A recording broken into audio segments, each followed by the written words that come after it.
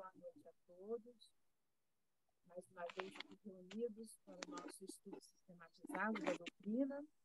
Onde a gente Elisa, está fazendo... o seu som está muito baixo. Vamos ver se Tem que melhora. ficar mais perto aí. Ver se melhora agora. Sim. Tá. A gente está fazendo o estudo do Evangelho Rede Vivo, primeiro livro. A gente está no terceiro tema, ponto 4, introdução de Sócrates e Platão.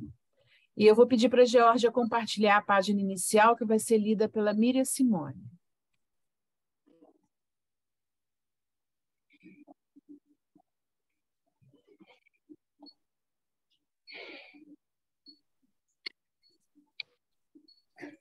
Boa noite, gente. A página de hoje é do livro Pão Nosso, capítulo 4, Emmanuel. Antes de servir. Bem, como o Filho do Homem não veio para ser servido, mas para servir. Jesus, Mateus, capítulo 20, versículo 28. Em companhia do espírito de serviço, estaremos sempre bem guardados. A criação inteira nos reafirma essa verdade com clareza absoluta. Dos reinos inferiores às mais altas esferas, todas as coisas servem a seu tempo. A lei do trabalho, com a divisão e a especialização nas tarefas, prepondera nos mais humildes elementos, nos variados setores da natureza. Esta árvore curará enfermidades, aquela outra produzirá frutos. Há pedras que contribuem na construção do lar, outras existem calçando os caminhos. O Pai forneceu ao Filho o homem a casa planetária, onde cada objeto se encontra em lugar próprio, aguardando somente o esforço digno e a palavra de ordem, para ensinar à criatura a arte de servir. Se lhe foi doada a pólvora destinada à libertação da energia, e se a pólvora permanece utilizada por instrumento de morte aos semelhantes, isso corre por conta do usufrutuário, da moradia terrestre, porque o Supremo Senhor em tudo sugere a prática do bem, objetivando a elevação e o enriquecimento de todos os valores do patrimônio universal. Não olvidemos que Jesus passou entre nós, trabalhando. Examinemos a natureza de sua cooperação sacrificial e aprendamos com o Mestre a felicidade de servir santamente. Pode começar hoje mesmo. Uma enxada ou uma caçarola constituem excelentes pontos de início. Se te encontras enfermos, de mãos inabilitadas para a colaboração direta, podes participar, mesmo assim, servindo na edificação moral de teus irmãos.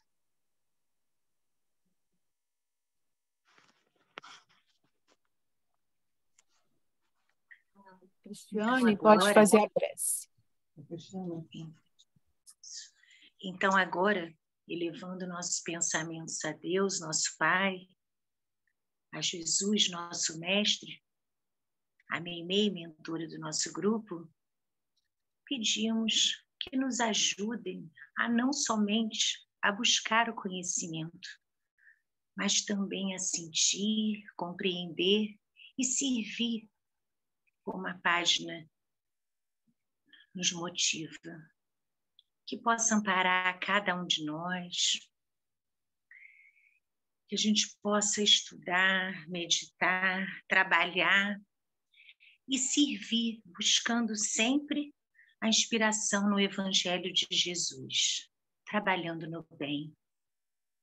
Que a gente tenha também a tua voz chegando em nossos corações nessa semana que a gente precisa tanto ajudar ao nosso país, para que todos possamos buscar a serenidade, o mais que possível equilíbrio, o amor, para que tenhamos oportunidade de cada vez mais ter um país que a gente se orgulhe, que a gente fique feliz a cada imagem, a cada lembrança que a gente tem de cada cantinho. Então, agora, que a nossa colega, a nossa amiga Geórgia seja intuída para que possamos manter nessa vibração, nessa harmonia e juntos seguir adiante no Evangelho Redivivo. Que assim seja, por graças a Deus. Obrigada, Cris. Obrigada, Miriam Simone. E hoje, como a Cristiana falou, quem é a facilitadora do estudo é a Geórgia. Geórgia, a palavra é sua. Então, vamos dar início, né? Primeiramente, boa noite a todos, aqueles que estão aqui conosco, aqueles que porventura assistirem depois. Bom dia, boa tarde. E vamos dar início ao nosso estudo de terça-feira, que sempre acontece esse horário, e agora a gente está estudando o Evangelho Redivivo. O tema, né, que ficou de minha responsabilidade, só me deu uma certeza, como eu já falei com a Márcia antes da gente começar. Eu só sei que nada sei. Deu um nó na minha cabeça. E eu vou tentar, tentei desfazer esse nó e vou tentar trazer para vocês aquilo que foi proposto, né? Então, vamos lá. Nós vamos dar uma estudada, vamos fazer uma conversa, né? Na verdade, vamos dar um passeio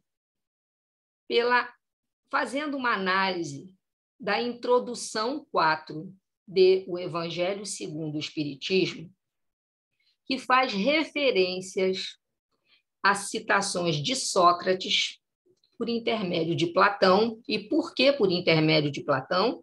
Já começando a jogar um pouquinho do estudo, Sócrates não deixou nada escrito.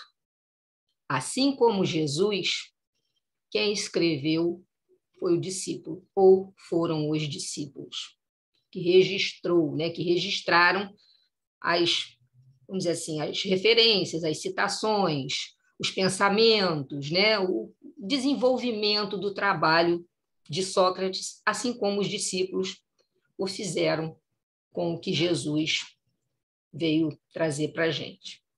Então, ambos, tanto Sócrates como Platão, que foi seu discípulo, eles são considerados precursores das ideias cristãs e espíritas.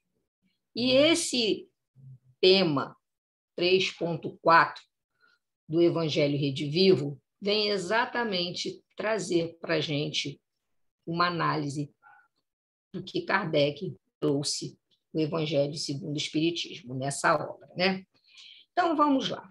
Primeiro, vamos fazer aqui um comentário, né? Eu não sei se vocês lembram da aula passada, quando a Miriam nos falou sobre as seitas, né? A divisão em seitas ou grupos, que está citado lá em Notícias Históricas de O Evangelho segundo o Espiritismo, e dentre as 10 divisões, né, os 10 grupos que ela citou, as 10 seitas que ela citou, ela falou dos essênios, né? Ela falou dos essênios. E por que eu estou trazendo agora essa lembrança da citação da Miriam lá quando falou dos essênios? Porque nessa introdução 4 de O Evangelho segundo o Espiritismo, Kardec também nos coloca, também fala, né, comenta sobre os essênios, porque, na verdade, ele coloca para a gente que essa ideia cristã, que essa ideia foi pressentida muitos séculos antes de Jesus e dos essênios. Por quem? Justamente pelo personagem principal aqui desse tema, que é Sócrates. Então, vou até colocar aqui para vocês que eu fiz, né, a introdução 4, Sócrates e Platão, E aí eu trouxe esse resuminho aí do trabalho que a Miriam fez para a gente, né? Os essênios, uma seita formada, né? Um grupo que surgiu mais ou menos 150 anos antes de Cristo, e eles eram, na verdade, uma associação moral religiosa. Eles não tomaram parte das brigas, das desavenças entre os fariseus e os saduceus, né? E princípios morais, eles tinham princípios morais. Eles ensinavam o amor a Deus, o amor ao próximo. Eles falavam da imortalidade, falavam da ressurreição. Eles tinham costumes brandos, né? E virtudes austeras, virtudes severas, né? Por exemplo, eles viviam em celibato, condenavam a escravidão e a guerra, né? Olha quantas virtudes que eles já traziam consigo. Colocavam em comunhão os bens que eles possuíam. Eles se entregavam à agricultura, praticavam a agricultura, e pelo gênero de vida que eles levavam, eles se assemelhavam muito aos primeiros cristãos. E aí, o porquê que eu trouxe para a gente, então, essa, vamos dizer assim, essa a revisão aí dos essênios? Porque Kardec começa, né, a introdução do capítulo 4 fazendo justamente referência a isso, que o fato de Jesus haver conhecido a seita dos essênios, é muito errado a gente concluir que a doutrina do Cristo fora extraída de dentro dele a partir dessa seita, a partir dos, vamos dizer assim, do que esses primeiros, né, vamos dizer assim, que caminhavam dentro dessa ideia cristã, a partir deles é como se fosse comparar que Jesus não veio trazer o evangelho, né, segundo a vontade de Deus, mas sim porque conviveu durante um tempo com os essênios. Então, Kardec ele começa justamente essa introdução do capítulo 4 explicando que for errado quem afirmou ou quem quis dizer que Jesus tirou a doutrina que ele nos ensinou, que ele veio viver e pregar dos essênios. Então, Kardec já começa já dizendo aí, deixando bem claro que isso estava errado, né? Mas aí a gente vai falar de quem? Quem é a personagem principal aí desse, vamos dizer assim, desse capítulo, né? Para poder explicar depois toda a ideia cristã espírita. Foi Sócrates, né? Então, antes de Sócrates surgir nesse panorama intelectual aí da Grécia, os outros filósofos que existiram antes dele estavam mais voltados para a explicação natural do universo. Na verdade, eles queriam era explicar o universo, e esse período ficou conhecido como período pré-socrático, ou seja, antes de Sócrates. Mas já no final do século V antes de Cristo, isso a gente está falando ainda antes de Cristo, né? Que aí depois a gente vai ver lá mais ou menos a data de nascimento de Sócrates, né? Que período que ele nasceu. Então, data mais ou menos de 5 séculos antes de Cristo, já iniciou essa segunda fase da filosofia grega, né, que ficou conhecida como a fase socrática, onde a preocupação maior não era mais o universo, né? Já assim com o indivíduo, a preocupação mais era a preocupação dos filósofos até depois, né, nesse período de Sócrates para frente, já era mais com o indivíduo, com a organização da humanidade. E aí esses filósofos passaram a se perguntar, né, o que é a verdade?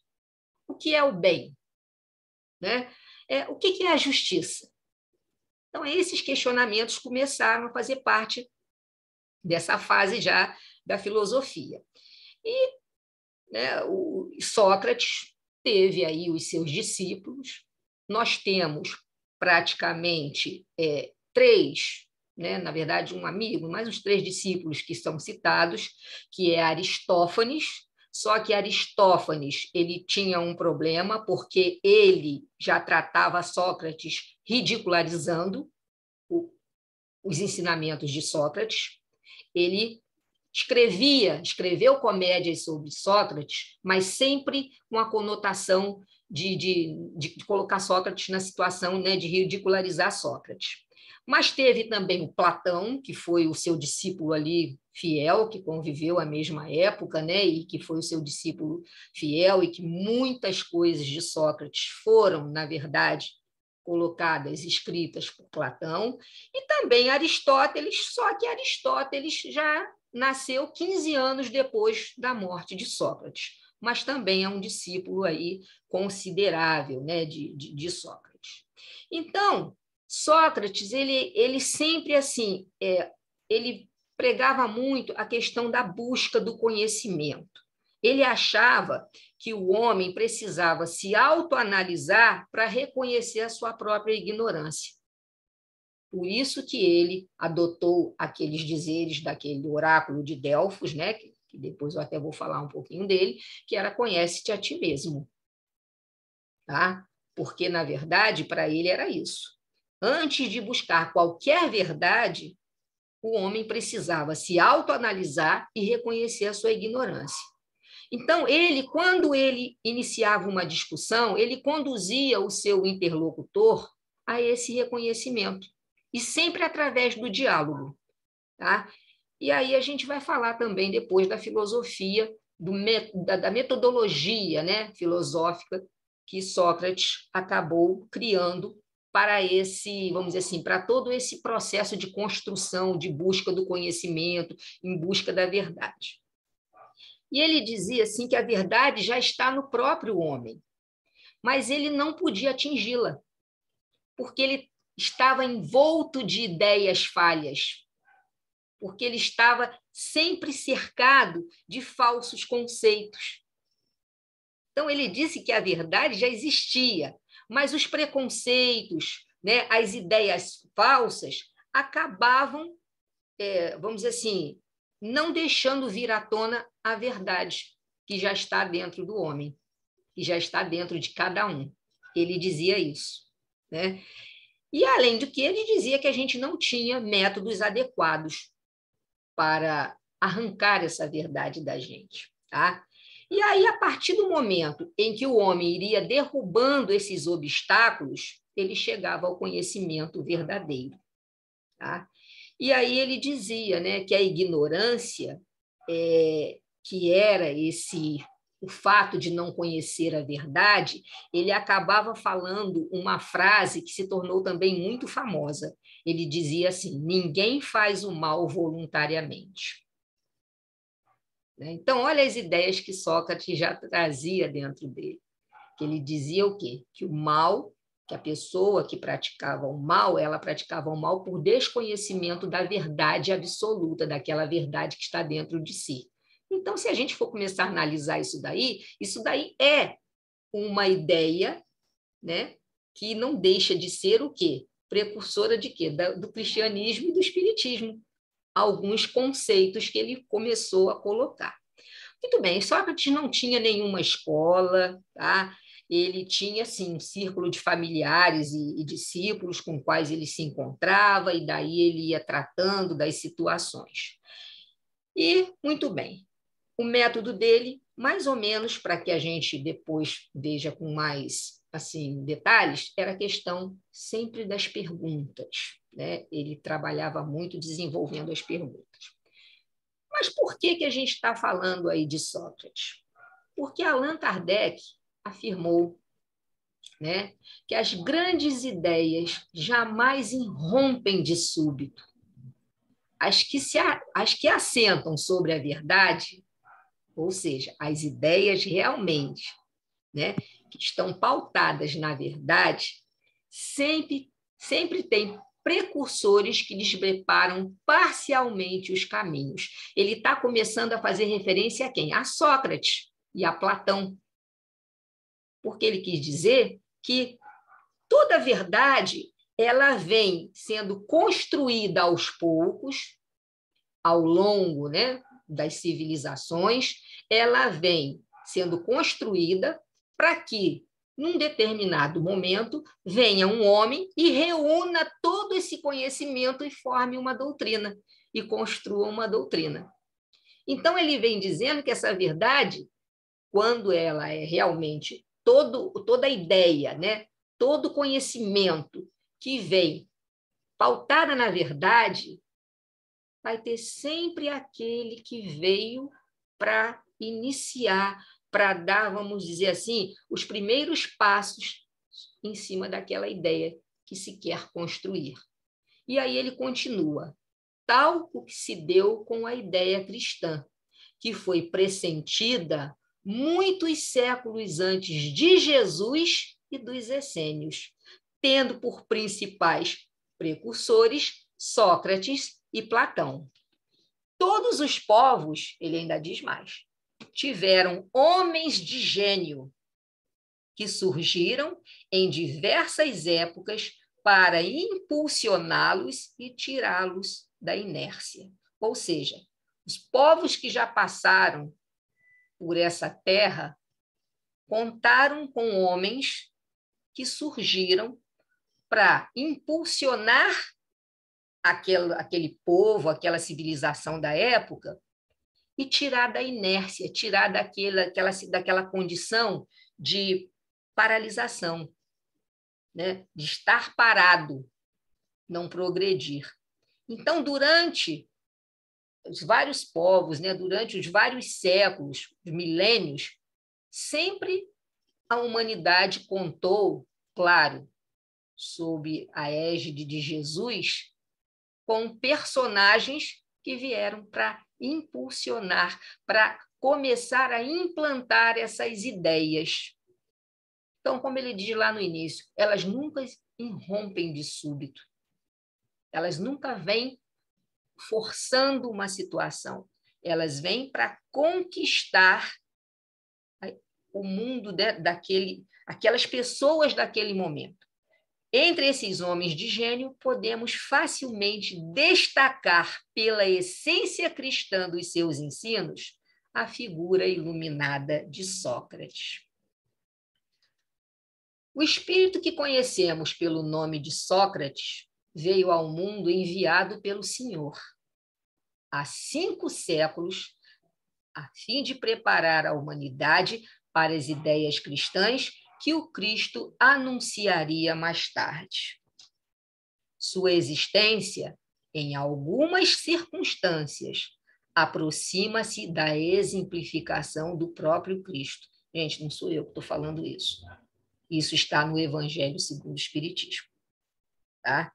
Então, olha a importância desse personagem, né, de Sócrates. Como que ele foi importante, como que a vinda dele, né, o nascimento dele já estava programado por Cristo para que viesse. Porque o que acontece? Chegaria um tempo em que Deus enviaria um homem com a missão, como eu falei anteriormente, de resumir, de coordenar, né, de completar os elementos que estavam soltos, de juntar as pontas soltas e reunir num corpo de doutrina. Então, por isso que veio, né, 5 séculos antes do Cristo, já tinha gente aqui com ideias cristãs, com ideias da doutrina espírita, para nos trazer, para que chegasse um momento, isso tudo pudesse ser reunido. Porque, assim, o próprio Kardec diz, né, está lá no Evangelho segundo o Espiritismo, que não há na doutrina uma pretensão de provocar uma mudança imediata.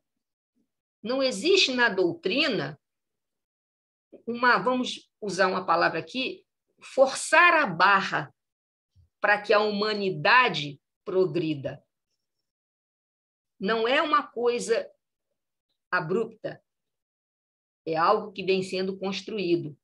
e tem sempre que contar com a colaboração do tempo para que aquelas ideias se solidifiquem, para que aquelas ideias, né, criem, vamos dizer assim, uma base sólida. Aí a gente entende, por exemplo, que a revelação das leis divinas, elas se fazem de modo contínuo, desde os primórdios da civilização, sempre sob o amparo de Jesus.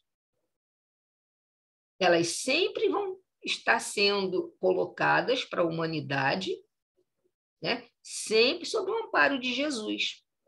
E também assim acontece com o conhecimento filosófico, assim acontece com o conhecimento científico. Essas revelações, elas vêm no tempo certo. Nada é revelado antes da hora. Nós sabemos que no mundo espiritual já existem tecnologias que ainda não temos aqui. Mas por que não temos aqui? Porque não estamos preparados ainda para tê-los. Não estamos preparados ainda para fazer o uso. Não temos conhecimento suficiente.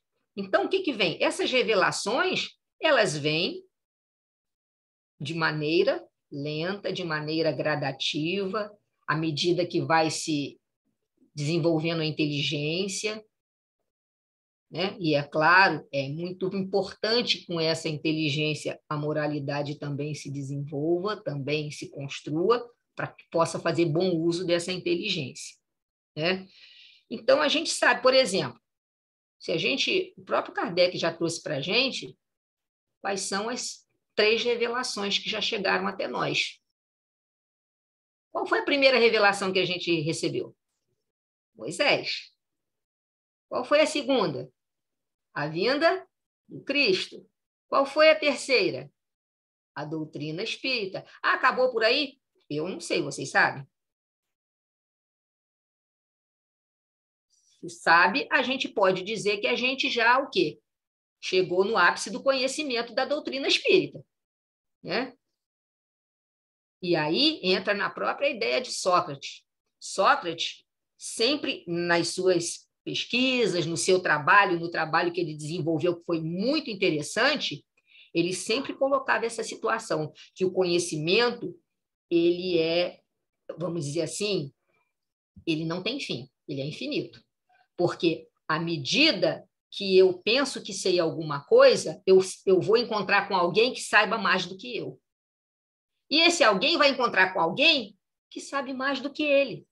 Vou dar um exemplo, até eu estava conversando lá no dia que a gente estava lá na casa da Miriam, estava falando para a Márcia, falei, pois é, eu digo assim, eu sei cozinhar. Tudo bem, faço arroz, feijão e etc. Aí eu assisto num canal desse aí da vida, né, um chefe de cozinha fazendo uma comida. Jesus. Aí eu vou para aquela frase de Sócrates. Eu só sei que nada sei de cozinha. Ele fala de ingredientes, ele mistura ingredientes, ele fala nomes que eu nunca ouvi falar na minha vida. Mas esse chefe de cozinha vai encontrar um outro chefe de cozinha que saiba mais do que ele. Então, a gente não detém. Primeiro, que a gente não consegue deter todo o conhecimento. E segundo, que esse conhecimento sempre vem alguma coisa nova para acrescentar aquilo que já se sabia. Então, a gente teve aí, né, Kardec já trouxe para a gente, já colocou isso para a gente, as 3 revelações. Essas principais 3 revelações divinas ao mundo. Bom, e de tempos em tempos, Jesus vai enviando esses homens de gênio, no caso, né, inteligentes e com uma evolução moral, para que possa trazer mais, né, vamos dizer assim, novidades para a gente. E aí nós vamos... O progresso, ele vem e é certo, né? O determinismo é esse, é o progresso, é a evolução. Existe isso é incontestável. Mas a gente percebe por que esses homens precisaram passar pela Terra, né? Primeiro que tinha lá as suas, vamos dizer assim, as suas situações para resolver, mas também precisaram passar pela Terra, porque a gente sabe muito bem que se deixar a humanidade por si só, por seu esforço, né, e pelo esforço da sua inteligência, isso iria acontecer de uma maneira muito lenta, quase que nem iria acontecer. E o que a gente precisa? Do auxílio. Fazendo uma comparação, como o estudante precisa do professor. O professor é aquela figura que vai trazendo conhecimento e que vai ajudando o aluno a progredir nos seus estudos. Esses homens, como Sócrates, também tiveram esse papel na nossa vida, né? Vamos dizer assim, na situação da humanidade, no desenvolvimento aí da humanidade. Bom. Geórgia. Oi. Não sei se alguém quer falar alguma coisa, né? Eu queria comentar que esse termo homens de gênero está citado na codificação, tanto no Evangelho, quanto na Gênesis, quanto no Livro dos Espíritos, né? Na Gênesis, então, tem até o conceito mesmo, né, desses homens de gênero, como a Geórgia colocou, né? É bem interessante a gente ver a codificação, Kardec utilizando desse termo por diversas vezes. Era esse o meu comentário. A Miriam ou a Elisa estão de mão levantada. Tem um meio aí de mão levantada. Quando você falou, né, que a espiritualidade está muito mais adiantada, né, do que a gente, né? A gente vê bem claro isso no livro Nosso Lar, porque quando o André Luiz descreve aquelas reuniões, aqueles encontros em que ele fala de 5 salas sendo transmitido conhecimentos e tudo, e isso em 1940, onde não se existia computador, não se falava em computador, né? E aí não tinha nem como a gente imaginar, eles não tinham nem como descrever direito com palavras, né? E hoje a gente vê, a gente hoje reunida aqui através do computador, várias pessoas em lugares diferentes, partilhando do conhecimento. Então, essa questão de que a espiritualidade está muito mais avançada, com uma tecnologia, com conhecimentos muito maiores do que nós temos aqui quanto encarnados, isso aí, né? Justamente, você vê, um livro que foi escrito em 1939, não, o livro foi escrito um pouco depois, mas a época, né, que ele está descrevendo é de 39, 40. Então, você vê, lá já tinha isso. O que hoje não deve existir, né? Era só esse comentário. E até interessante, Elisa, porque assim, né, e a gente aqui achando que essa reunião que a gente está fazendo, essa tecnologia que a gente tem, que a gente é o ó, né? Oh, meu Deus, não tem nada, gente. Isso aqui para a gente, isso aqui, claro, é o que nós conseguimos chegar e graças a Deus por isso. Mas não é daí pensar que esse é o conhecimento total dentro dessa área. Não existe esse fim desse conhecimento. E aí é interessante, né, vamos dizer assim, fazendo uma relação com o que veio escrito aí no Evangelho segundo o Espiritismo por Kardec, colocando, né, essa situação de que a humanidade recebeu ao longo da sua existência homens de gênio que vieram para impulsionar, né, para tirar a gente da inércia e a gente conseguir caminhar ao progresso. Emmanuel, no livro A Caminho da Luz, psicografia de Chico Xavier, nos traz essa beleza aí, né? Examinando, deixa eu só tirar isso aqui da frente. Examinando a maioridade espiritual das criaturas humanas, enviou-lhe o Cristo, antes de sua vinda ao mundo, numerosa corte de espíritos sábios e benevolentes, aptos a consolidar de modo definitivo essa maturação do pensamento terrestre. As cidades populosas do globo enchem-se, então, de homens cultos e generosos, de filósofos, de artistas, que renovam para melhor todas as tendências da humanidade. Olha, Emmanuel falando isso em A Caminho da Luz. Grandes mestres do cérebro e do coração, ou seja, né, falando dos pensadores, dos filósofos e esses que vieram como Sócrates, formam escolas numerosas na Grécia, que assumia a direção intelectual do orbe inteiro. a maioria desses pensadores, que eram enviados do Cristo às coletividades terrestres, trazem do círculo retraído e isolado dos templos os ensinamentos dos grandes iniciados para as praças públicas, pregando a verdade às multidões. Tem mais, espera aí, tem mais. Assim como a organização do homem físico exigira as mais amplas experiências da natureza, né? Ou seja, para que se formasse esse corpo humano, né? O homem físico exigiu as mais amplas experiências da natureza antes de se fixarem esses caracteres biológicos definitivos. Aí a gente vê o que a Terra, né?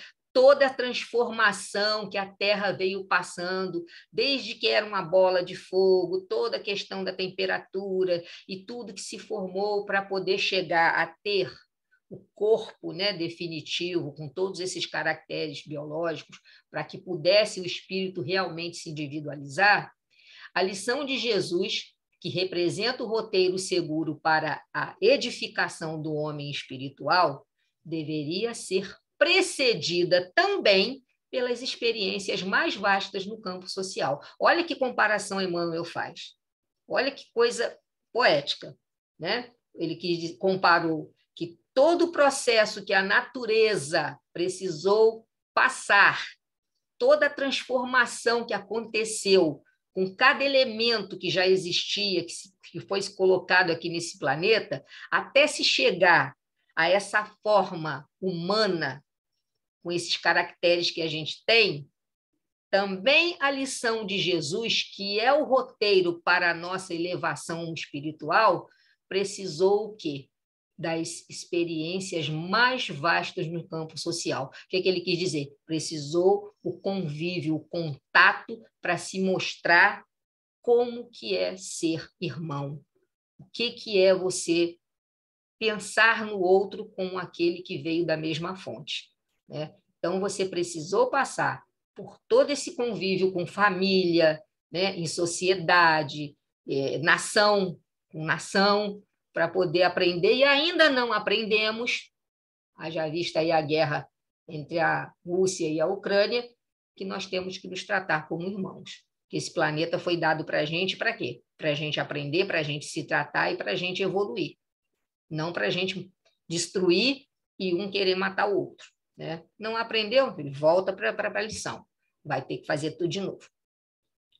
E é por essa razão que observamos nos 5 séculos anteriores à vinda do Cristo, do Cordeiro, como ele coloca, uma aglomeração de inúmeras escolas políticas, religiosas e filosóficas dos mais diversos matizes em todos os ambientes do mundo.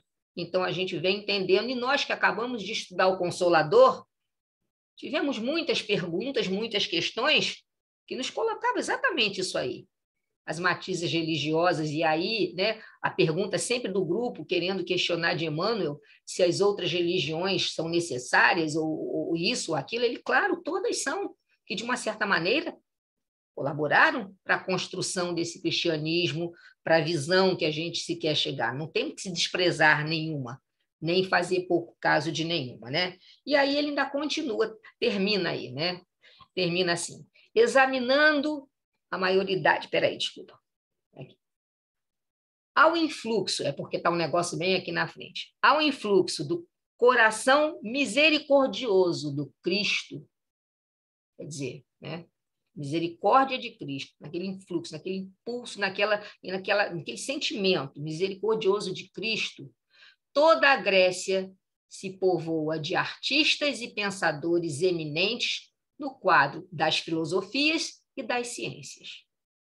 O Salvador contempla das alturas essa época de elevadas conquistas morais, cheio de amor e de esperança. O planeta terrestre aproxima-se da sua maioridade espiritual. Quando, então, poderia ele, quem? Jesus, né? Nutrir o coração humano com a sementeira bendita de sua palavra. Envia, então, às sociedades do globo o esforço de auxiliares valorosos nas figuras de Ésquilo, Eurípedes, Heródoto, Tucídides e, por fim, a extraordinária personalidade de Sócrates, no intuito de realizar o coroamento do esforço decidido de tantos mensageiros. Então, olha como que Emmanuel também trata Sócrates. Não foi só Kardec. Olha como que Sócrates foi colocado. E aí termina. Mas Atenas, como cérebro do mundo de então, apesar do seu vasto progresso, não consegue suportar a lição avançada do grande mensageiro de Jesus. De que maneira? Mata, assim como fez com Cristo. Persegue, julga, persegue e mata, e condena à morte. Marcelo. Muito interessante isso tudo aí que você leu. Nessa mensagem de Emmanuel é riquíssima, né?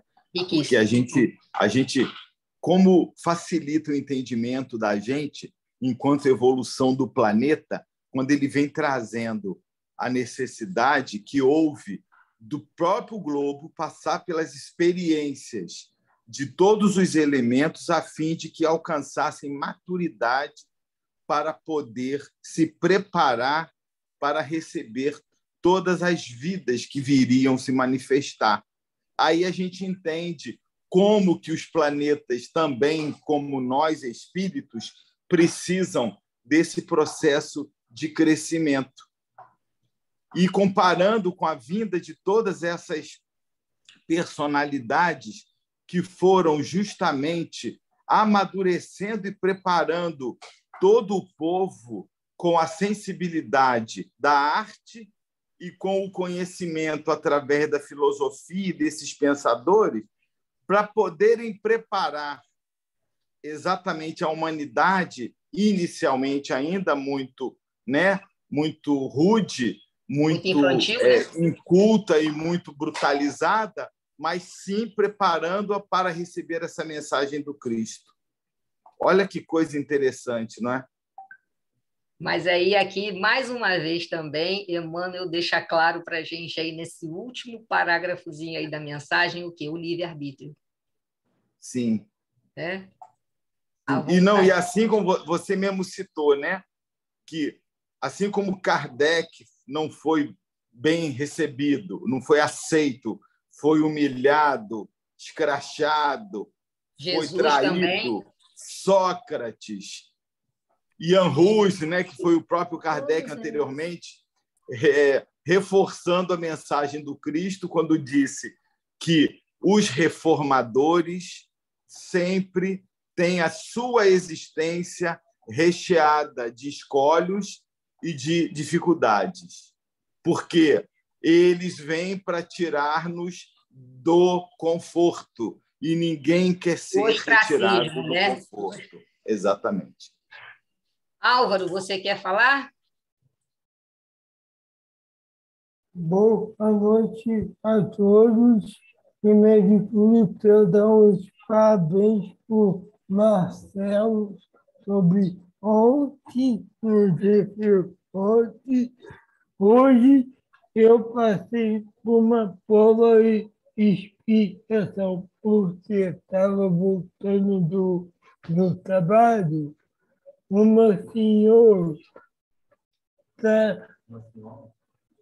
senhor caiu na rua, gente.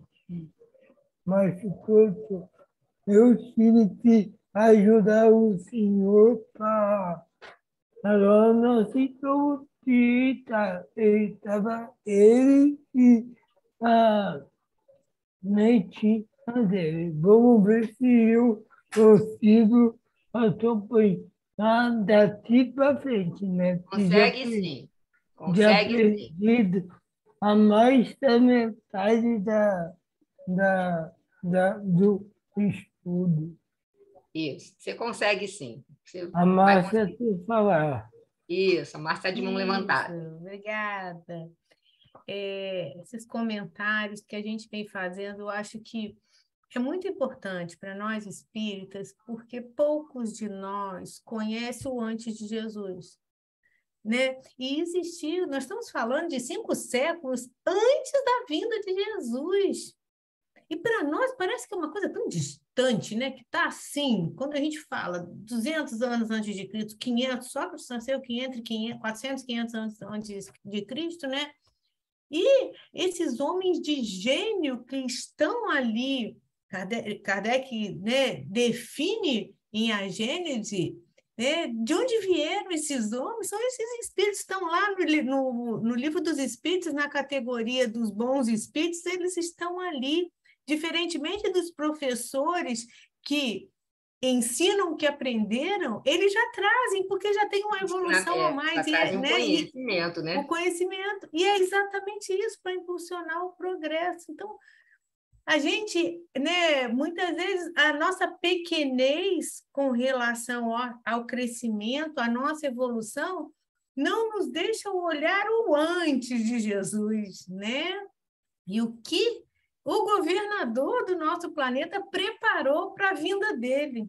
Né? Existe toda uma preparação para que nós pudéssemos estar, né, um pouquinho mais preparados para receber a boa nova. Então, assim, cada vez que a gente estuda, como abre, né, descortina para nós uma outra visão, né?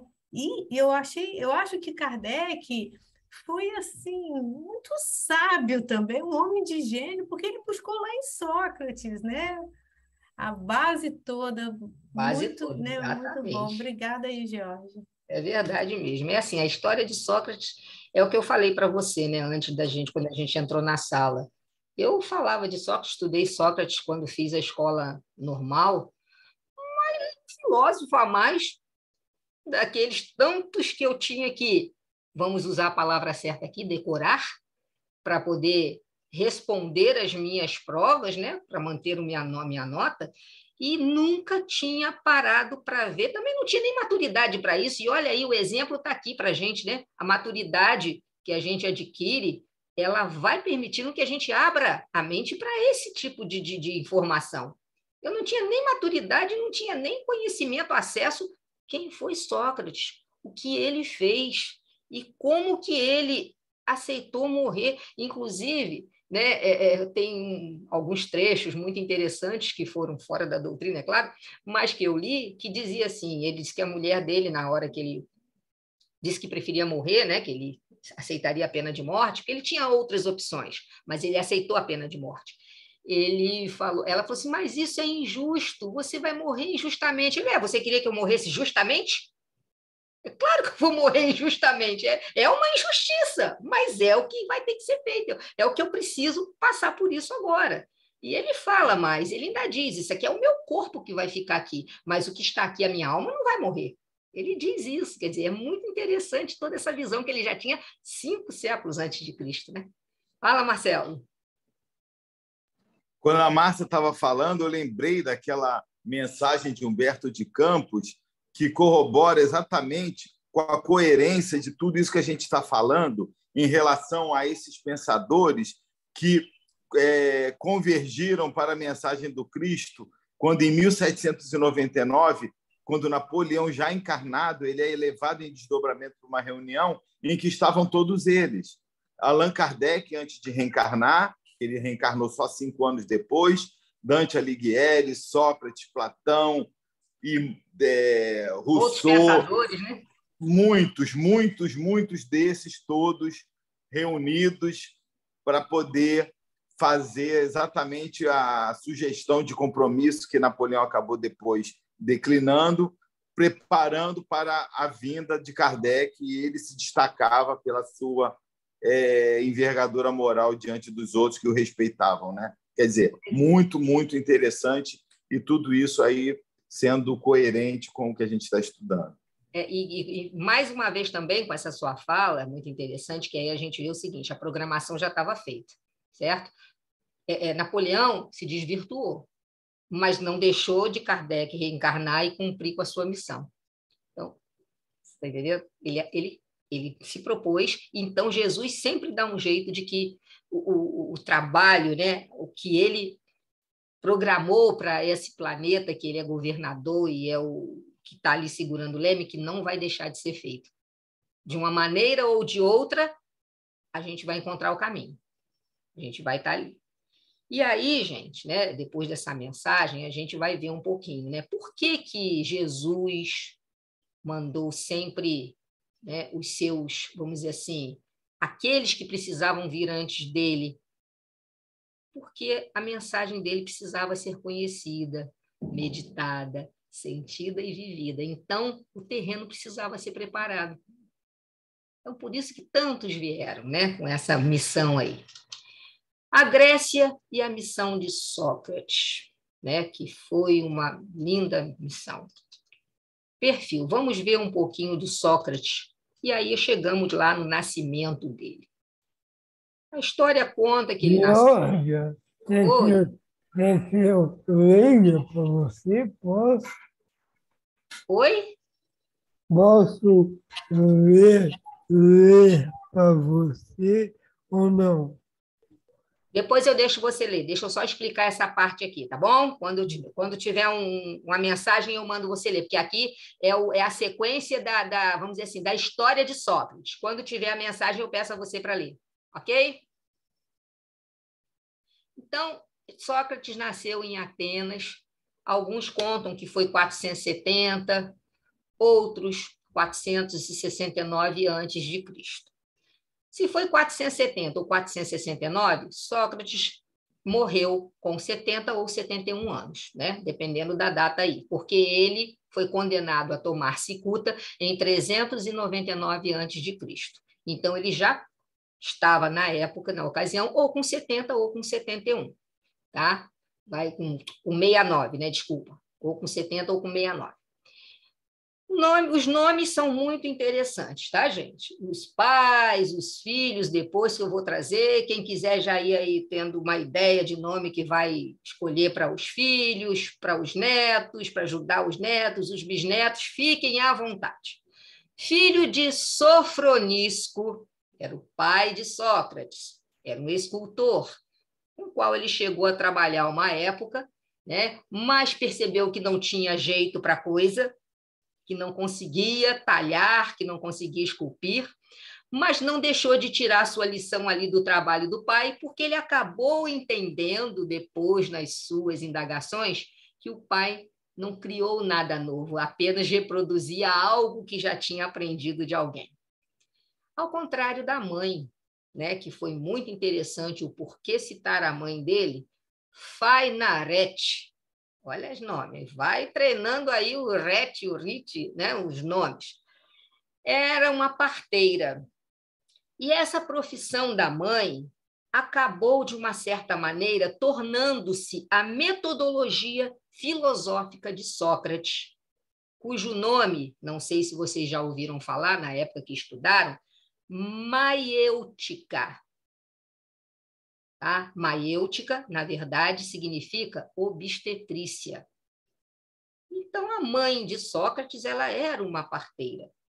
E o que ele dizia disso, né? Na verdade, ele dizia que a mãe trazia os bebês ao mundo, assim como ele trazia as ideias nas suas pesquisas. Mas depois a gente fala nisso. Fisicamente resistente, aliás, abre um parêntese aqui, outra coisa muito interessante. Sócrates era baixinho, era robusto, mas ele tinha grandes olhos saltados. Segundo Platão, ele não era nada atraente. Inclusive, era considerado o homem mais feio de Atenas. Então, já era essa figura descrita dessa maneira, né? Ele, fisicamente resistente, participou do conflito, né, de Peloponeso, que foi uma guerra que durou aí 32 anos, foi de 434 a 404, onde, no final dessa guerra, os atenienses foram completamente destruídos pelos espartanos, tá? Mas ele participou dessa batalha, desse conflito. Ele salvou Alcibíades na Batalha de Potidé. No caso, Alcibíades foi um general político, né, ateniense também, que era amigo, se tornou amigo dele, de Sócrates, e, enfim, ele participou dessa guerra. Outra informação sobre ele: nada escreveu, conforme eu já falei no início. Dados em Genofonte. Genofonte era um militar, historiador, também filósofo, que era discípulo de Sócrates. Então, tem aqueles que escreveram alguma coisa sobre ele. Então, está aí, ó, ele nada escreveu. De onde foram tirados os dados da vida dele? Genofonte, Aristófanes, conforme eu já falei, que era o autor de comédias e sempre se referia a Sócrates, ridicularizando Sócrates, e Platão, que foi o filósofo mais conhecido do círculo socrático, era seu discípulo. E Platão, sempre nos diálogos, mostra Sócrates como figura principal. Tá? Isso é muito assim, sobre, fazendo a comparação, né, que Sócrates não escreveu nada.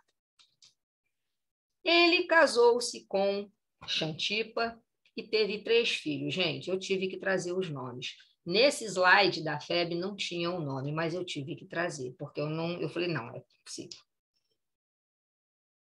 Lamprócles, Sofroniscus e Menexenos, ou Menexenos, o nome dos filhos de Sócrates, né? E Xantipa, a esposa dele, uma personalidade forte, queixosa, era uma mulher mal-humorada, né? Inclusive, foi até que eu também contei para a Márcia, que lendo sobre a vida de Sócrates, eu li que chegou, em dado momento, quando ele estava namorando essa Xantipa, um amigo dele alertou ele falando assim, cuidado, essa moça é uma jararaca, hein?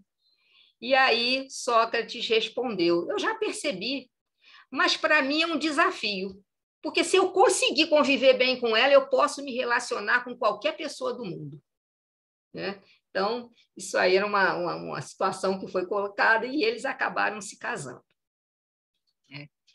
E aí, Sócrates também era um admirador das mulheres. E ele dizia que, se elas recebessem educação adequada, poderiam governar cidades e estados. Olha, o homem com a visão muito além do seu tempo, né? Muito além mesmo. E Sócrates admirava a poderosa retórica de Aspásia, né?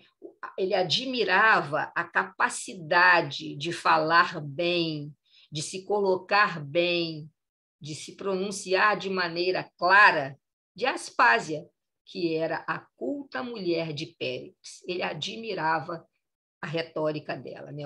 O que ela falava. Ai, peraí. Deixa eu voltar aqui. E Sócrates no mercado, né? Por que veio essa frase aí, Sócrates no mercado? Porque certo dia, quando ele chegava ao mercado, né, para o seu debate diário que ele sempre fazia ali naquele mercado, naquele debate filosófico, né, dos questionamentos, ele encontrou um aviso. Esse aviso estava colocado público e dizia assim: Sócrates é criminoso, é ateu, é corruptor da mocidade e a pena de seu crime é a morte. Sócrates foi acusado de fabricar tiranos, de corromper a juventude e introduzir deuses estranhos em Atenas, porque Sócrates tinha um espírito que falava com ele. Mas isso a gente vai falar depois, tá? Ele foi preso e julgado por um júri que reunia todos aqueles políticos da hipocrisia, aqueles que ele denunciara nas praças públicas, e ele foi considerado culpado por isso.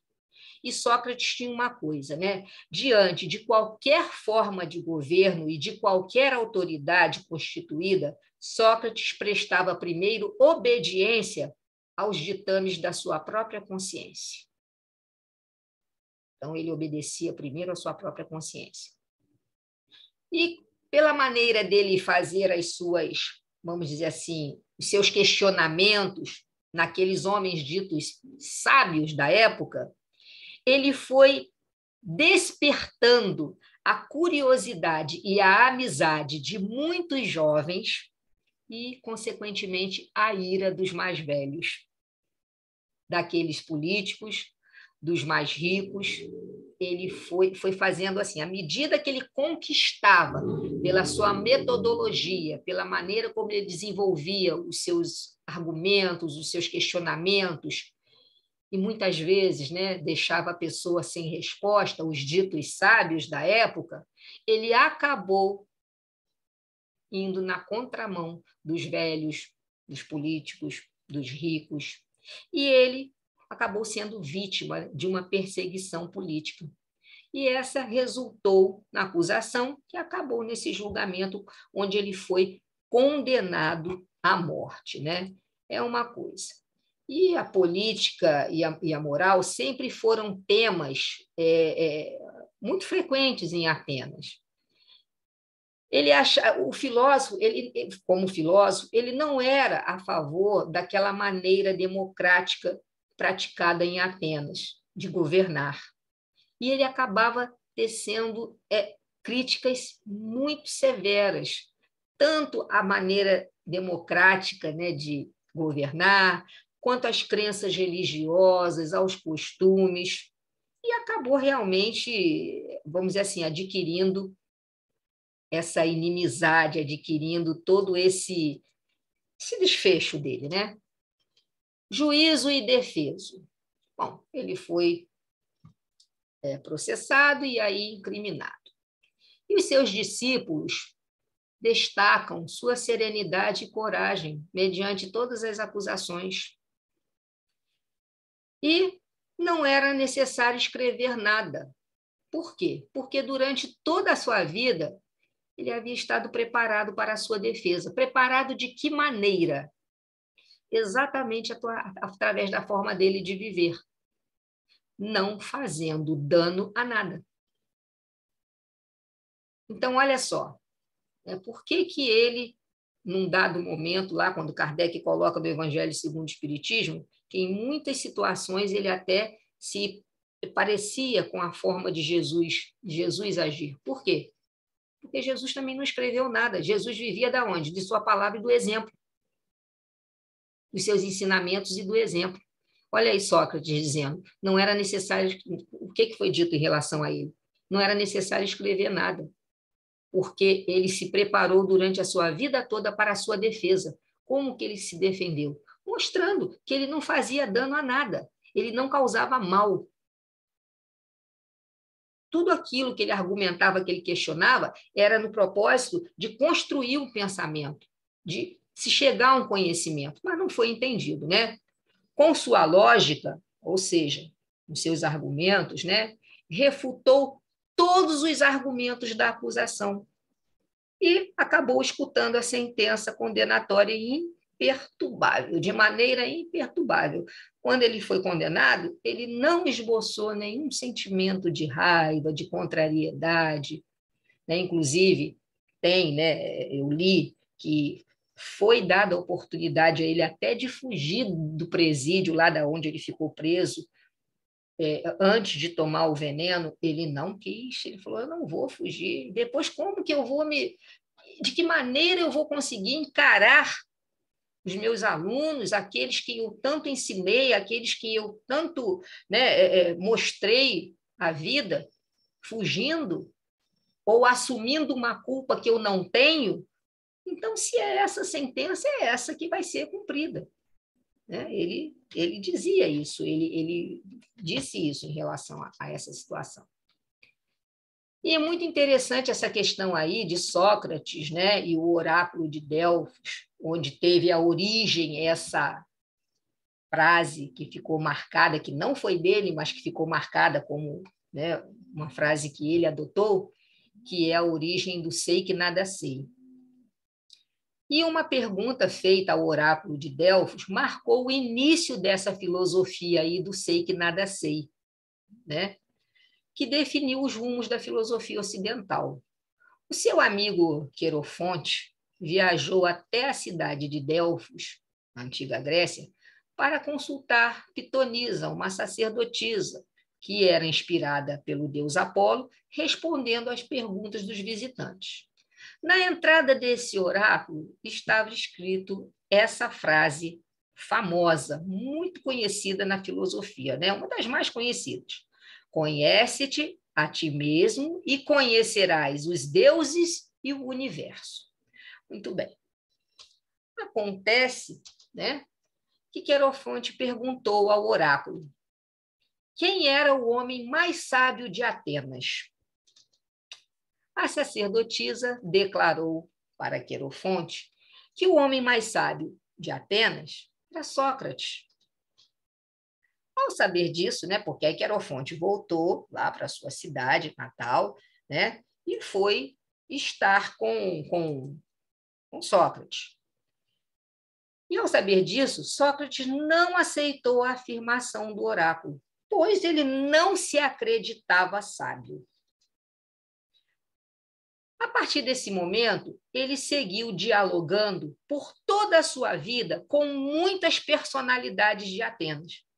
E começou a encontrar os filósofos, os sábios, os cientistas, aqueles a quem ele, né, achava que deveria perguntar, inquirir, de fazer os seus questionamentos. Ele saiu ali dialogando com eles. E percebeu que todos caíam em contradição. Sócrates concluiu, então, que ele realmente era o mais sábio, mas não por vaidade, não por orgulho, e não por saber mais do que os outros, mas por saber que ele nada sabia, ao contrário dos sábios da cidade, que diziam tudo saber. Então, depois que ele fez que ele construiu desenvolveu todo esse método, né, de perguntas e respostas, dialogando com vários filósofos, com várias pessoas ilustres de Atenas, ele realmente aceitou o que o oráculo, o que a Pitonisa tinha falado. Ele aceitou realmente. Eu sou o homem mais sábio, sim. Mas não porque eu sei mais do que ninguém, do que os outros, mas é justamente por saber que eu realmente nada sei, né? E esta frase vai ilustrar a sua conclusão. Ninguém de nós sabe de nada de belo e de bom, mas aquele homem acredita saber alguma coisa sem sabê-la, enquanto eu, como não sei nada, estou certo de não saber. Então, ou seja, enquanto aquele que acredita saber alguma coisa, mas na verdade não sabe, ele, Sócrates, não sabia de nada, mas estava certo exatamente por isso, porque ele não sabia de nada. Daí vem a sua máxima. Sei que nada sei, né? Muito interessante aí essa passagem do oráculo aí de Delfos, né? E resumo dos pontos mais importantes para mostrar concordância deles, ou seja, de quem? De Sócrates e Cristo, com os princípios do cristianismo, né? Então, vamos ver alguns pontos aí. Alvin, você quer ler esse trecho aí? Pode ler. Nada se escreveu ou pelo mesmo nenhum escrito deixou. Assim como a doutrina de Jesus, só conhecemos pela que escreveu seus discípulos. Da de Sócrates, só temos conhecimento pelos escritos do seu discípulo Platão. Então, olha só. Ponto. Georgia, Oi. isso daí também lembrando muito filosofia. Isso daí hoje também respondendo muito a aula que eu estava tendo há 2 meses de Sócrates, de Platão em filosofia. Como que isso, assim, a doutrina espírita se encaixa na filosofia de uma certa maneira. Isso. É muito interessante, né? Então, olha só. Aí, então, Sócrates, como Cristo, nada escreveu, ou pelo menos não deixou nenhum escrito. Então, assim como a doutrina de Jesus a gente só conhece por causa do que os discípulos escreveram, a doutrina de Sócrates só temos conhecimento pelos escritos de Platão. Né? Então, aí, assim, é uma comparação entre uma situação e outra. Né? Outra comparação entre eles. Sócrates, como Cristo, teve a morte dos criminosos.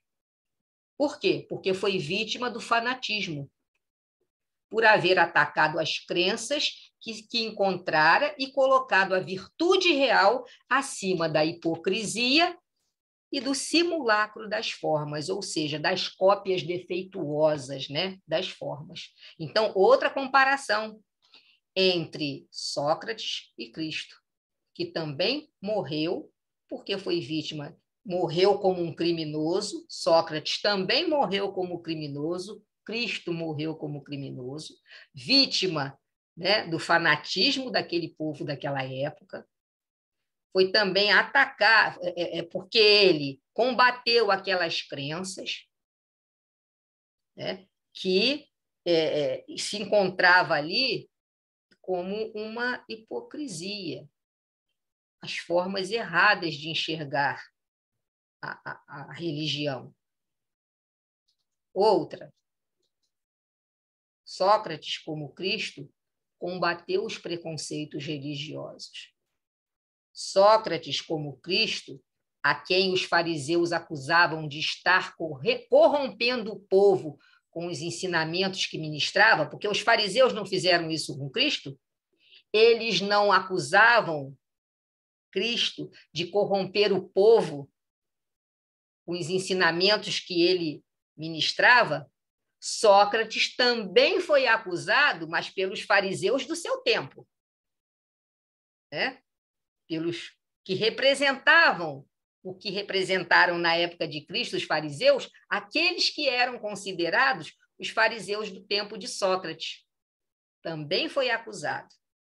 Sócrates, como Cristo, também foi condenado por proclamar o dogma da unidade de Deus, da imortalidade da alma e da vida futura.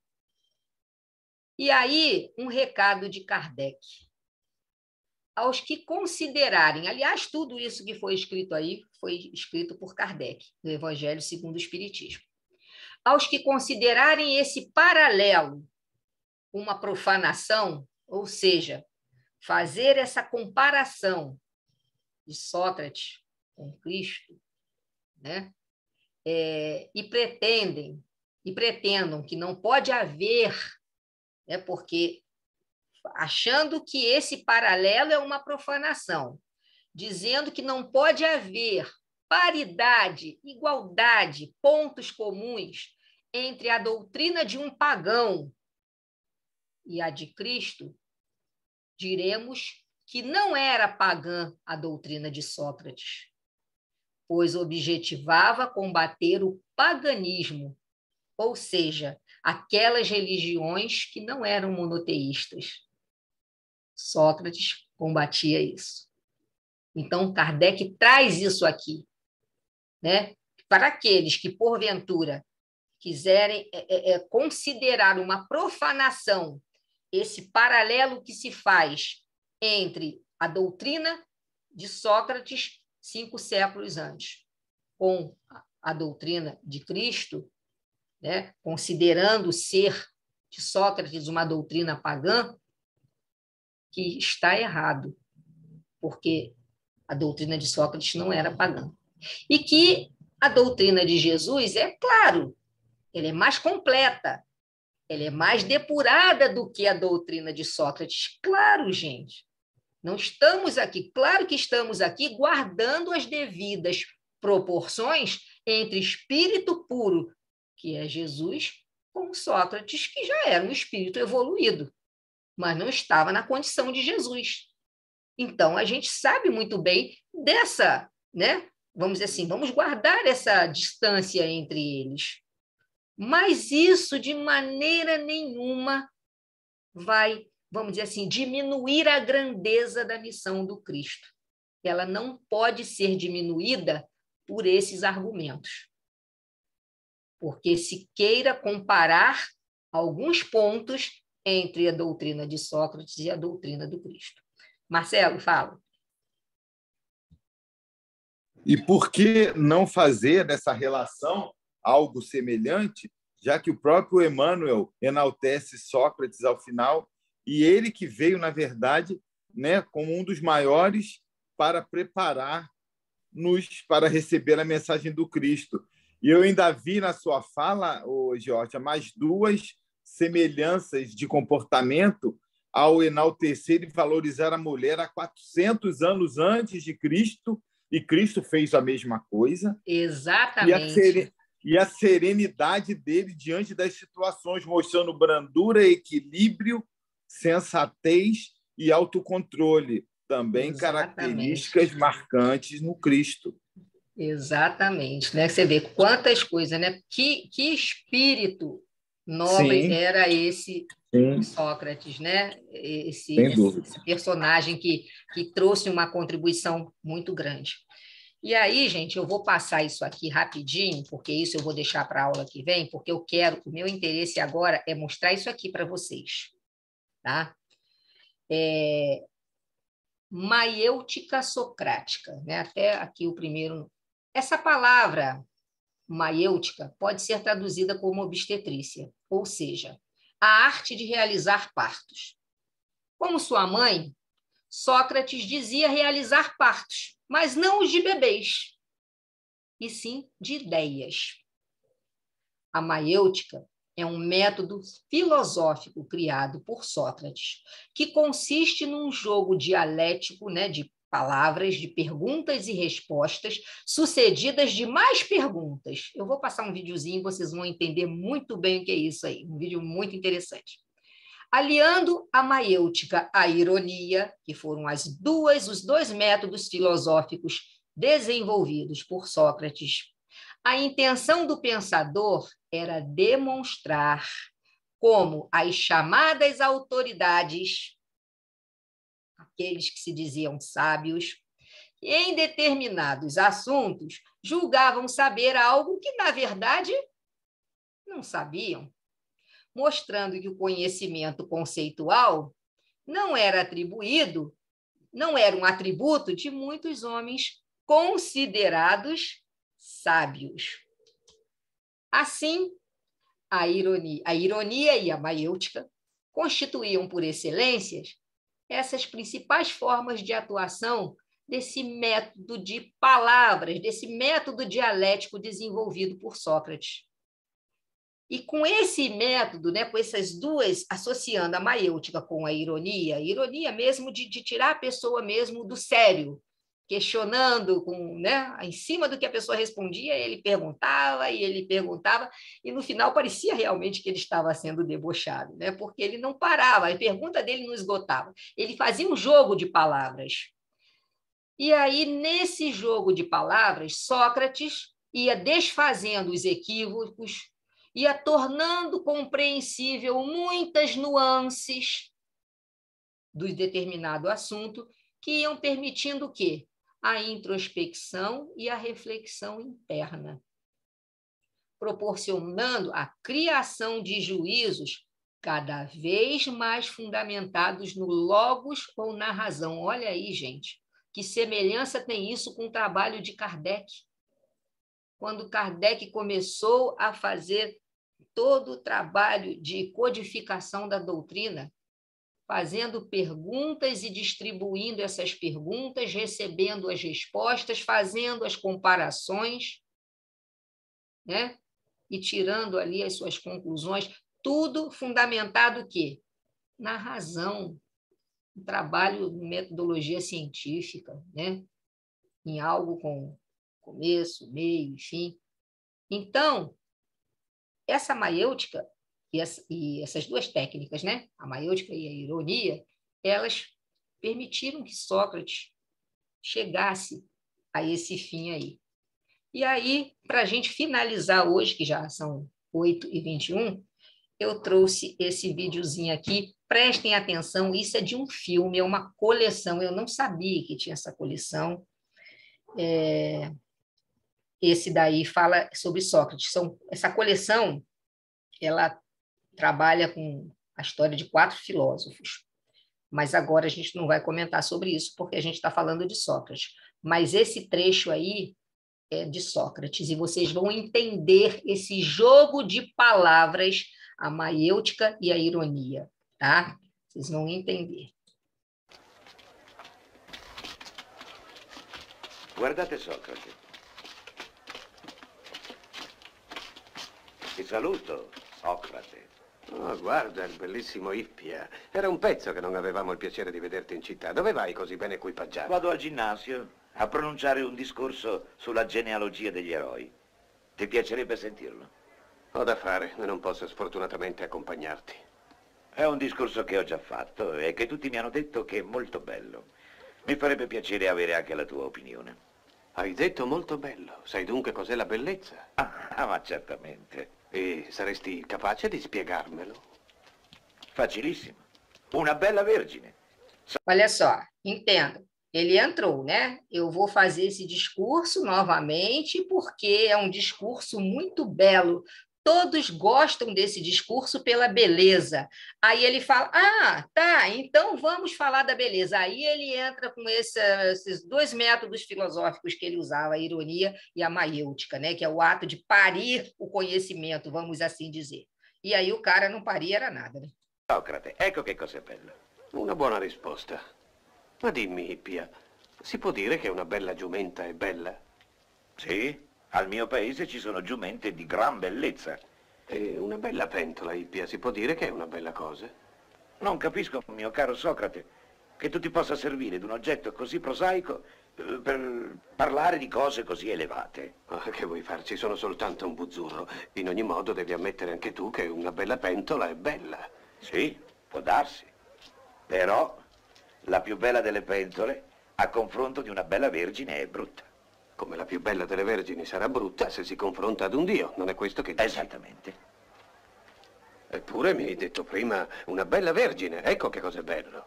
E adesso mi dici che se si confronta ad un dio è brutta, ma non può essere bella e brutta allo stesso tempo. Vedi, non mi dici ancora che cos'è la bellezza. Te lo spiego. Entenderam aí até aí? Ele está dizendo o quê? Bom, uma bela jumenta é bela? É, na minha cidade tem várias éguas muito bonitas, né?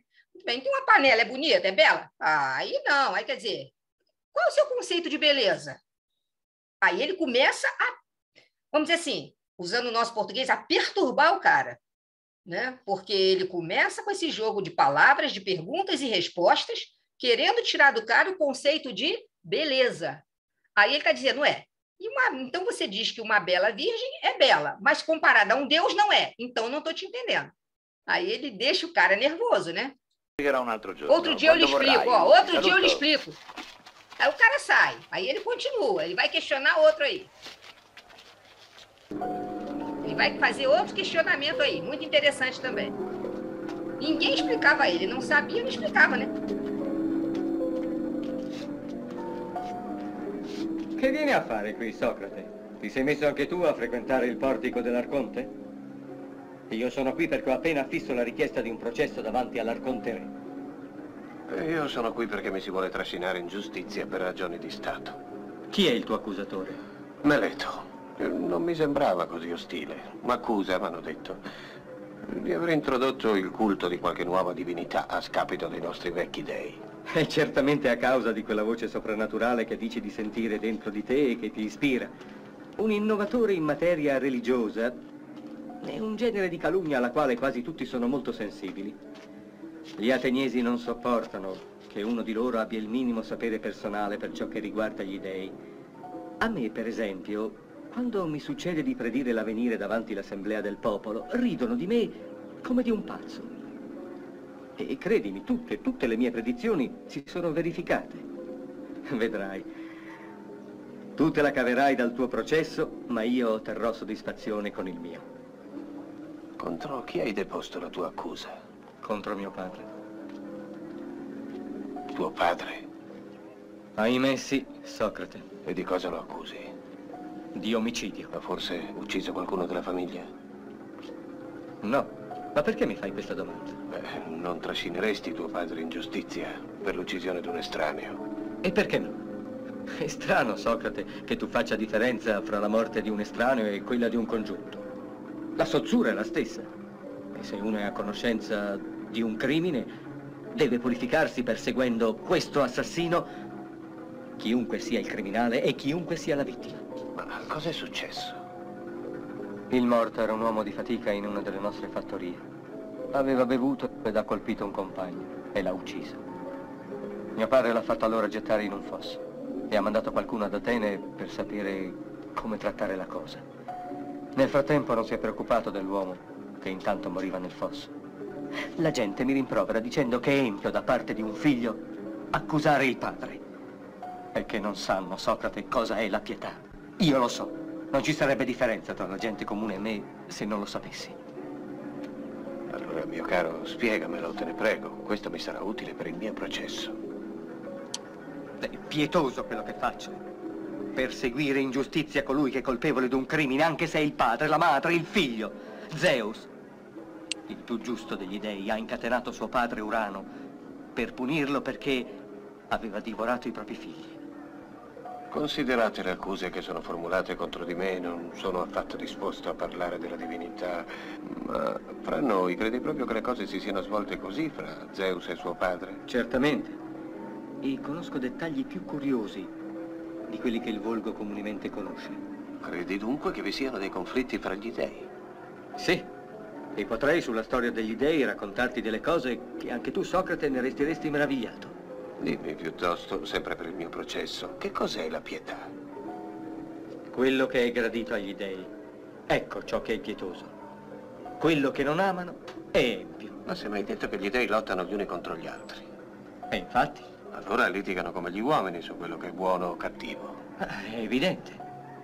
Così, secondo te, una stessa cosa può piacere a un dio e dispiacere a un altro dio? Certamente. Il fatto che vuoi punire tuo padre può dunque piacere a Zeus e dispiacere a Urano. Piacere a Efasto e dispiacere a Era. Sì. Allora, se capisco bene, una stessa azione può essere allo stesso tempo gradita e sgradita agli dei, ossia allo stesso tempo pietosa ed empia.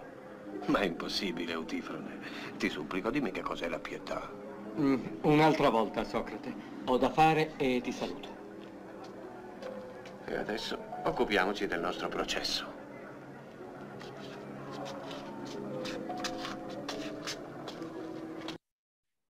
É isso aí, gente. Ele ia fazendo esse tipo de jogo de palavras, né? Primeiro ele perguntou lá para o outro o que era beleza, o cara disse, beleza, me dá um exemplo, é uma bela virgem. Ele, então tá, e uma bela égua, e uma bela panela, no final o cara já estava dizendo que não era belo, que era belo, e ele, então tá, o que é beleza? Ele, outro dia eu te explico. Não tinha mais argumento.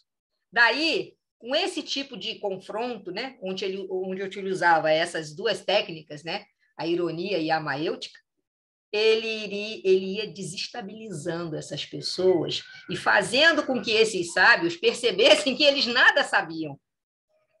né? Que eles não tinham o conhecimento que eles pensavam ter, igual esse outro aí, porque acusou o pai e ia botar um processo contra o pai, porque o pai matou um trabalhador, um empregado que, porque tinha bebido, matou uma outra pessoa. E ele sabia, tinha um conceito de piedade, que tinha que ser com qualquer pessoa, não... porque ele foi instigando, né? Mas vem cá, ele matou uma pessoa da família? Não. Matou, mas que isso, Sócrates? Precisava ser uma pessoa da família? A gente tem que ter piedade com todos. Aí ele começa a jogar os exemplos. E Zeus? Tá, Zeus matou. E aí ele vai fazendo com que o cara perceba que não tem resposta para aquilo. E quando o cara percebe que não tem resposta para aquilo, mas me diz aí, o que é piedade? Ah, outro dia. E aí se aborrecia com ele. Né? E esse foi todo o trabalho que ele desenvolveu, esse tipo de argumentação para poder construir, né? Toda essa, vamos dizer assim, toda essa filosofia que ele deixou através dos escritos de Platão e dos outros discípulos, né? Mas o Platão é o seu, vamos dizer assim, o seu fiel escudeiro. Então é isso. Para hoje, a gente encerra por aqui, porque é um assunto, ó, mega. Geórgia, e realmente depois desse estudo, né, de todos os estudos, cada vez mais eu tenho certeza que eu sei que nada sei. É verdade. Eu sei que nada eu sei. Gente, porque quando eu penso que eu estou aprendendo alguma coisa, eu fico pensando, caraca, e aí o que mais me deixa triste, porque eu falo assim, caraca, depois de 50 que eu vou aprender isso, será que eu vou ter mais tempo ainda para aprender mais? Eu poderia ter aprendido isso lá atrás, mas entra no que você falou, né? O grau de maturidade que a gente está. Lá na minha época de colegial, essa coisa toda, eu aprendi sobre Sócrates, Platão e tudo, mas assim, não tinha essa minuciosidade dos detalhes, das histórias, de tudo, né? Não tinha um espiritismo na minha vida, então e nem a curiosidade para buscar mais. Sim, né? Não. Mas é legal, né? A gente saber que a gente nada sabe. Nada sabe. A questão do exemplo dele falando, né? Quer dizer, o conhecimento, a gente não detém o conhecimento, e quando a gente pensa que sabe alguma coisa, a gente vê que tem alguém que sabe mais do que a gente, vai ter outro alguém que sabe mais do que aquele outro alguém, e vai, né, por aí afora. Né? Então, é bom porque a gente acaba voltando para o lugarzinho de origem da gente, né? Do eu sei que nada sei. Então, boa noite para vocês. Obrigada, Geórgia, mais uma vez, né, pelos estudos. Semana que vem a gente está junto de novo. Tem mais. Vou aproveitar e pedir, Ana Paula, você faz a nossa prece de encerramento, por favor? Já que você não sabe nada mesmo, vamos já que ninguém sabe nada, vamos lá, né? Eu ainda vou descobrir alguém que saiba mais que a Miriam. Aí eu vou colar nessa pessoa. Sócrates, fácil. Vamos fechar nossos olhinhos para concentrar nossos pensamentos em todo o aprendizado dessa noite. Agradecemos, Senhor, pela oportunidade bendita do aprendizado, que possamos sair daqui felizes por termos aprendido mais um pouquinho, embora saibamos que ainda temos muito que aprender, muito que saber. Que o Senhor continue sempre nos direcionando pelo caminho reto, onde podemos estar sempre unidos em prol do aprendizado, de nosso aperfeiçoamento moral. Fica conosco, Senhor, nos conduzindo sempre no caminho do bem. Que assim seja, graças a Deus. Bom, então boa noite para todos. Eu vou interromper a gravação.